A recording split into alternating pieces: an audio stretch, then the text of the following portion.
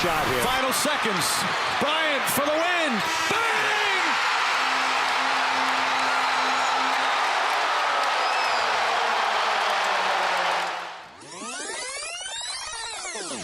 The 5 times Kobe Bryant absolutely owned his competition. Kobe Bryant is one of basketball's greatest players of all time. He is a once-in-a-lifetime player who helped shape the NBA into what it is today. And there'll never be any other like him. Welcome back to Everything Sports. In today's video, let's take a look back at 5 times Kobe owned his competition. Make sure you stay tuned until the end, because we've the craziest time about how Kobe owned it, his masterpiece at the number 1 spot.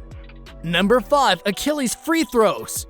Kobe has his portion of broken bones and bruises, but tearing his Achilles was the worst injury of his career. Bryant was performing at an elite level until the match against Golden State. Although he was never the same after tearing his Achilles tendon, Bryant was somehow able to stay in the game after the injury to shoot and make 2 free throws before leaving. The team said Kobe tore his left Achilles tendon, which is generally regarded as one of the most devastating for any basketball player. And the fact that he waited in the game to make those free throws fixed his reputation as a player who would succeed at all costs, injury or not. Bryant finished with 34 points. His free throws helped the Lakers pull out 118-116 victory. After the injury, his effectiveness dropped sharply in his final few seasons. The team repeatedly failed to make the playoffs. After several losing seasons, he announced that he planned to retire after the 2016 season. But then you know how it looks, he saved the best for last. In his final game as a Laker, Kobe turned back Father Time and scored 60 points, his highest total that season. This game shows just how tough and competitive Kobe is, hitting both free throws and walking on/off on his own. Number 4. Kobe dropped 55 on the GOAT.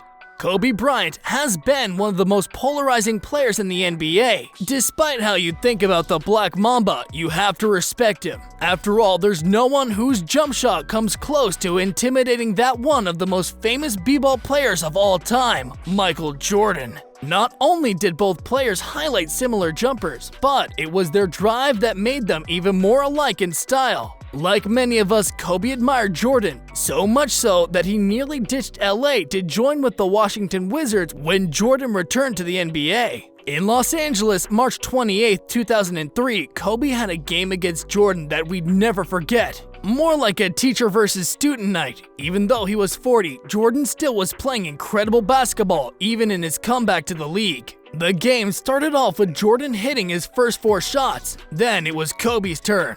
Kobe went to town, adding 1 bucket after another. All night long, Kobe went for 55 points against the Wizards and instigated he scored 42 in the first half. He went 15 for 29 from the field and made 9 out of 13 from the 3. He ended up with 55 points by the end of the night, with Jordan finishing with 23 points. Kobe Bryant always looked up to Michael Jordan, so it must have been absolutely crushing when his idol told him he could never fill his shoes. Looking back, I could surely have looked like a night in which Jordan was finally ready to pass his torch to Kobe Bryant. Even if he might never admit it, the NBA was currently in Kobe's hands at the moment. Before we move on to the next one, make sure to hit that like button, comment below which other videos you want to see. Also, hit the subscribe button and ring the bell to stay notified. Number 3, Kobe dunks on Nash. Y'all would remember this one, and we are unsure how Steve Nash didn't die from this dunk. The NBA dunk contest held during the NBA All-Star Weekend is an event every basketball enthusiast cherishes. More like a window into the world of masterpiece dunks that seem unearthly. And that's where Kobe Bryant, who put many to shame by his iconic, picturesque dunks. Kobe has preyed on many occasions. Be it the qualifiers or the NBA Finals, Kobe ensures that the photographers get that picture-perfect dunk shot. His dunks on Dwight Howard, Yao Ming, Ben Wallace, Kevin Garnett, and Latrell Sprewell remain extremely memorable. and also Steve Nash's. Rewinding back to April 26 of 2006, the Los Angeles Lakers and the Phoenix Suns were battling it out in Game 2 of the playoffs, first round. Yes, a game that provided a memorable Kobe Bryant moment. One of many, of course. Rajala Bell is matched up with Kobe, and Kobe genuinely hates him. Later on, he said, "We hated those guys. We felt like they were so arrogant that we could beat you guys anytime we want." I mean, there was already bad blood boiling, and in the first quarter, Sasha sorta nudges Nash, where he starts mouthing off. Kobe comes in between, and you know what's next. They start jarring at each other. During the game, he was visibly irritated. The Lakers were down 1-0 in the series and held a 7-point lead with just over 3 minutes to play. With 3 minutes and 20 seconds left in the game, Walton shot a jumper from the top of the key, but missed badly, and Lamar Odom fought for the long rebound. Odom was able to get a hold of the ball and pass it to Kobe going down the lane. Kobe exploded and posterized Steve Nash, trying to draw a charge but was instead called for a block, which then sent Kobe to the free throw line. After the highlight dunk, all the frustration was let out at once at a pivotal moment. The Lakers won the game 99-93, but you can see it on the Lakers bench. They aren't celebrating fully because they're worried that they just witnessed death on a basketball court. Kobe's dunk on Nash was one for the history books. No matter how much time passes, it comes around again every now and then. Number 2. Kobe doing work at MSG. Kobe was doing a documentary with Spike Lee called Doing Work in 2007 to 2008. Spike Lee had multiple cameras and mics following Kobe during a Lakers and Spurs game in April of 2008.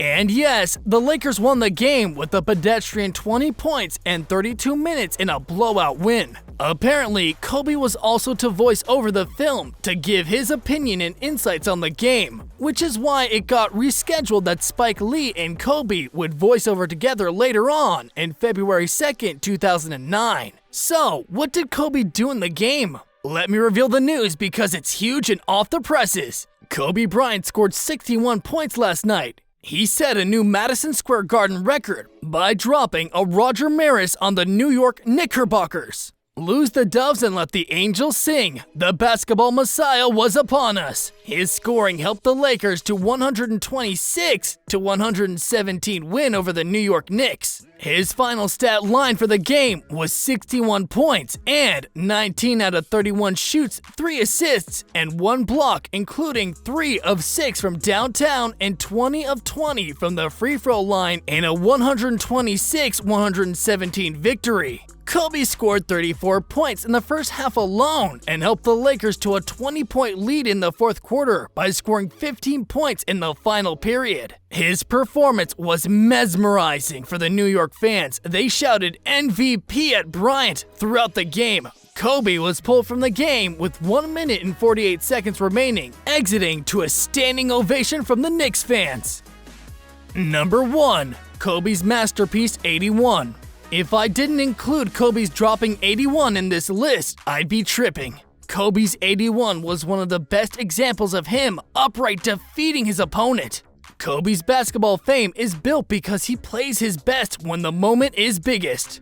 It's ironic then that his greatest individual performance came in one of the most unknown settings of his career. The game took place on a Sunday that was clear for the NFL's 2 conference championship games. Regular Lakers announcer Joel Mayers called the NFC title game, leaving backup Bills McDonald to fill in. Early on, there was little sign that Kobe was about to have one of those evenings. The Raptors came out in a 2-3 zone that cut off the rest of Kobe's players. They took a double-digit head and swelled it to 18 to start the third quarter. Kobe had 26 first-half points. Noteworthy, but hardly unusual, his masterpiece. The Raptors didn't double-team him, daring Bryant to take the game into his own hands and beat them. Yes, Kobe took it into his own hands to win his team. And just so you know, it wasn't just simple inside the paint shots. Kobe was shooting lights out in the game over anyone who guarded him, fading away, leaning, and dunking it.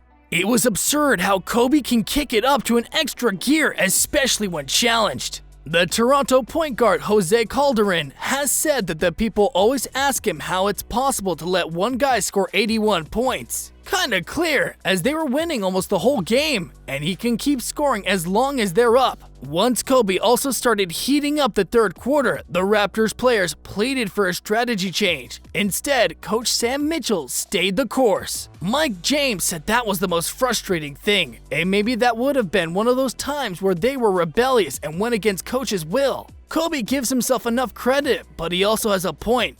Whatever the Raptors were doing was running for a large stretch of the game.